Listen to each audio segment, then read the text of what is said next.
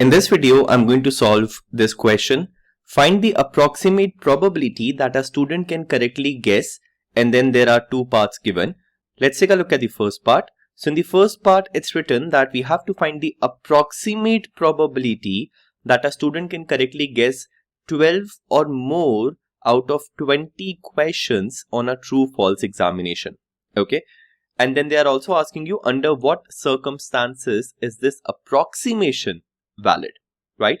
So first of all, we are going to define the random variable. So let x be the random variable and x is denoting the total number of correct answers.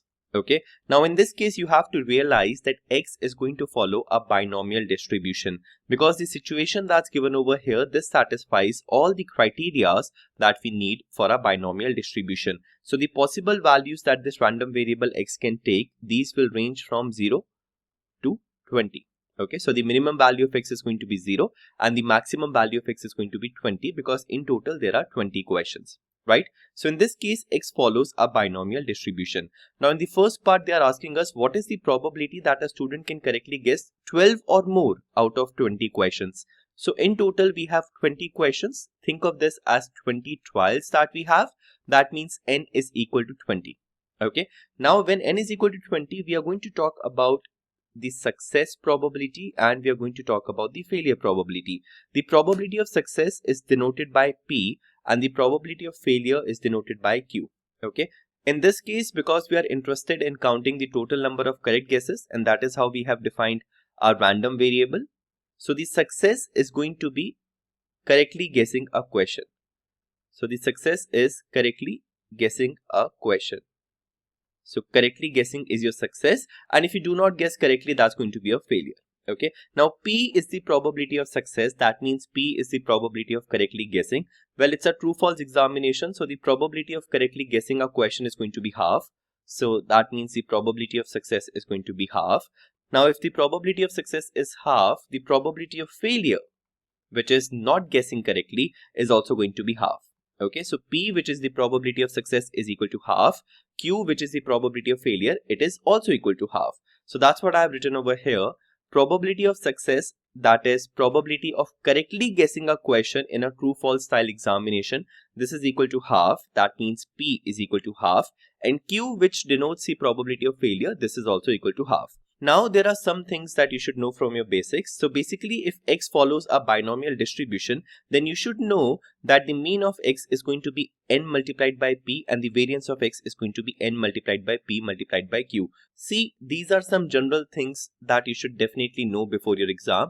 So for every distribution that you have in your curriculum, you should know its formulas. You should know what's going to be the mean, what's going to be the variance, what's going to be the probability density function. So these are some basic things that you should definitely know before your statistics exam. So in this case, because x is following a binomial distribution, the mean is going to be n multiplied by p, where n is the total number of trials, which is in our case 20, and p is the probability of success, which is in our case half.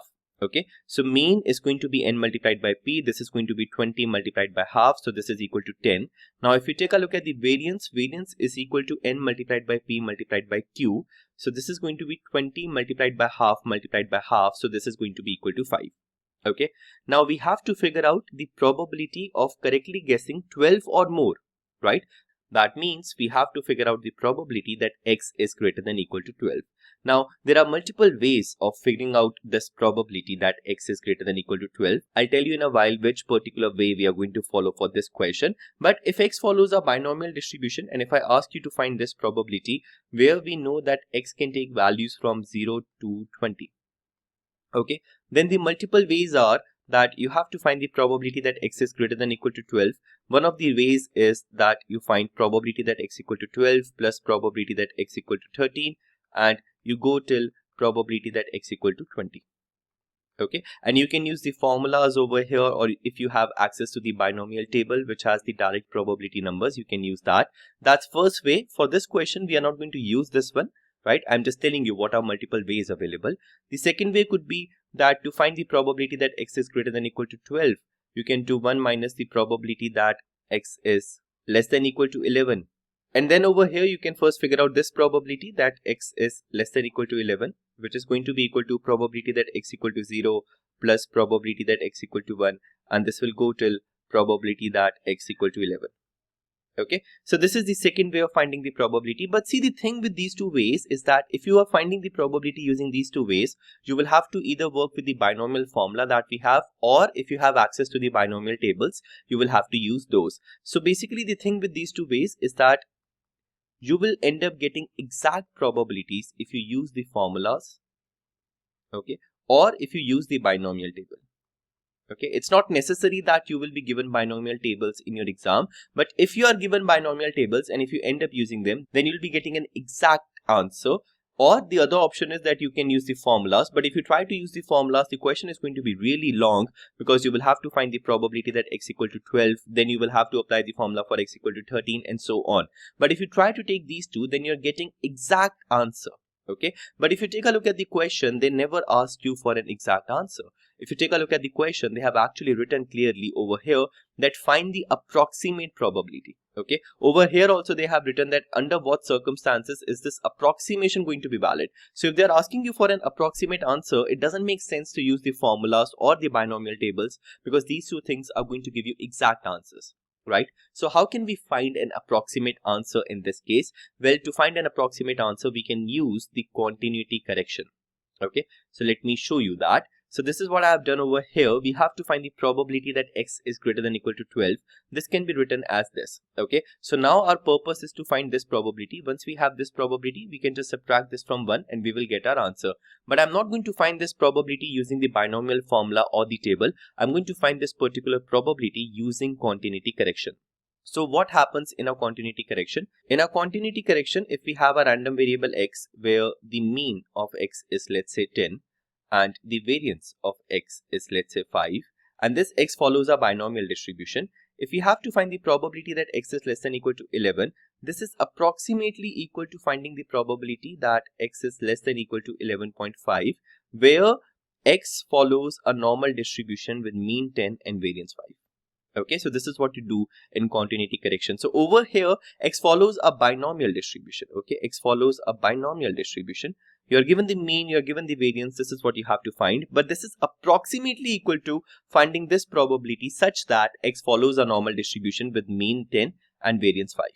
Okay, so this is what you do in continuity correction, and this is something which is not always applicable. Obviously, there are certain conditions under which you can do that. I'm also going to talk about those conditions at the end of this part. See, I have written those conditions over here, that what is it that we need for this approximation to be valid. So I'll come back to this validity thing in a while, but right now these are the steps that we are going to follow. Okay, and this is how we get an approximate answer. So using this continuity correction, this probability that we have to find, this is approximately equal to finding this probabilities. And over here, we are going to write x follows normal distribution with mean 10 and variance 5. Okay, so basically now our problem boils down to finding this probability where x has these parameters. Okay, now it's quite simple. We are going to convert this expression in the form of z, and then we are going to take a look at the z tables to figure out this probability. So how are we going to define z in this case? Well, z is defined as x minus mean divided by the standard deviation. We know that mean is equal to 10 and the variance is equal to 5. So the standard deviation is going to be under root of 5. So z in this case is going to be x minus 10 divided by under root of 5. Okay. So if you want to convert this expression in the form of z, then I can subtract 10 from both the sides. Okay, and then we can divide both the sides by under root of 5. So after doing that, this becomes your z, and over here we have 1.5 divided by root 5. 1.5 divided by root 5, this is actually equal to 0.67. Okay, so that is what I have over here. So this is approximately equal to the probability that z is less than or equal to 0.67. That's what we got from here. And now you can take a look at your z table to find this probability. If you take a look at z table, you will see that this probability is actually equal to 0.7486. So the probability that x is less than or equal to 11, where x follows a binomial distribution, we started with this. Basically, we said that this is approximately equal to this, and then to find this, we converted this into z. Okay, and then we found this probability from the z cumulative table, and the answer is 0.7486. So this probability is approximately equal to 0.7486. But now if you take a look over here, probability that x is less than or equal to 11, this is approximately equal to 0.7486. our interest lies in finding the probability that x is greater than equal to 12. So to find the probability that x is greater than equal to 12, this is going to be approximately equal to 1 minus 0.7486. Okay, so let's do that. So this is the final step that I have written over here, that the probability that x is greater than equal to 12, this is 1 minus the probability that x is less than equal to 11.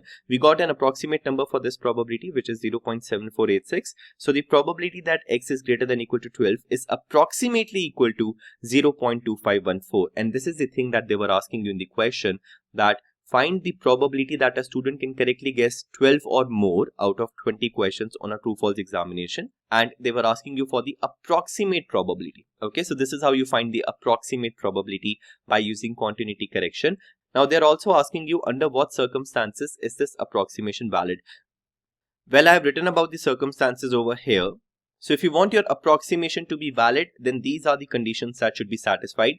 N multiplied by P should be greater than equal to 10 and N multiplied by Q should be greater than equal to 10. In our case, these are the values that we have for N, P and Q. Okay, so if you find NP, you get 10. If you find NQ, you get 10. So basically the conditions that we need for this approximation to be valid, these are marginally satisfied. Okay, so that means our approximation is going to be valid. Okay, so that was the first part of this question. Similarly, we can do the second part of this question. So in the second part of this question, they are saying what is the approximate probability that a student can correctly guess at the most 24 out of 40 questions on a true-false examination. So the basics are going to remain same. X is your random variable, which is denoting the number of correct answers. So N in this case is equal to 40, right? Because we have 40 questions over here, right? So we have 40 trials. Okay, so N is 40. As we have already discussed, the probability of success and the probability of failure, these are going to remain same, because the probability of success is equal to the probability of correctly guessing a particular question. So that's going to be half. And the probability of incorrectly guessing a particular question, that's the probability of failure. Even that's going to be half. So P equal to Q equal to half. Now in this case, once again, X follows a binomial distribution. It satisfies all the conditions that we need for a binomial distribution. So it follows the binomial distribution. Once again, the mean is going to be NP and the variance is going to be NPQ. We know the value of N is equal to 40. We know the value of P, it is equal to half. So NP is going to be 20, right? And what is going to be the variance? Variance is NPQ. So 40 multiplied by half multiplied by half. So this is going to be 10. Now in our case, we have to find the probability that X is less than equal to 24. Okay, look at the language of the question. They are asking you to find the probability that a student can correctly guess at the most. Okay, so the maximum value that X should be taking is equal to 24. Okay, and that's the maximum value that X can take. It can also take less than 24, right? So we have to find the probability that X is less than equal to 24. And because we have to find the approximate probability, once again, we are going to use the continuity correction. Okay, now using the continuity correction, we can write this as this. Okay, so now we have to find this probability. So these two are approximately going to be equal. Over here, X is going to follow the normal distribution with mean what? We got the mean as 20, I guess. Yeah, that's right. So the mean is equal to 20 over here and the variance is 10, right? So basically we are going to find this, okay, where we are going to take this information that X follows normal distribution with mean 20 and variance 10. So this probability is approximately equal to this probability. This is due to continuity correction, right? So now we can work with this. Okay, so once again, we are going to convert this into Z. In this case, Z is going to be X minus mean, which is 20 divided by the standard deviation, which is going to be under root of 10. So this is how we are going to define Z. Now to convert this expression into Z, you subtract 20 from both the sides and then you divide both the sides by under root of 10. So this becomes Z, and on the right hand side you get 4.5 divided by under root of 10. Okay, and let's solve this further. So 4.5 divided by under root of 10, this becomes 1.42. So this probability that you were interested in, this is approximately equal to this probability. And now you can find this probability from the Z cumulative table. From that you will see that this particular probability is equal to 0.9222. Okay, so the probability that X is less than equal to 24, this is approximately equal to 0.9222. Now once again, we have to answer this question that under what circumstances this approximation is going to be valid. So once again, these are the conditions that we have. For this approximation to be valid, we should have NP greater than equal to 10 and NQ greater than equal to 10. For this second part of this question, these are the values that we have for NPQ. So NP is equal to 20, which is definitely greater than 10, and NQ is equal to 20, which is definitely greater than 10. So both of them are greater than 10. That means both the conditions are satisfied, which implies that this approximation that we have done over here, this approximation is valid. Okay, and that's it for this question.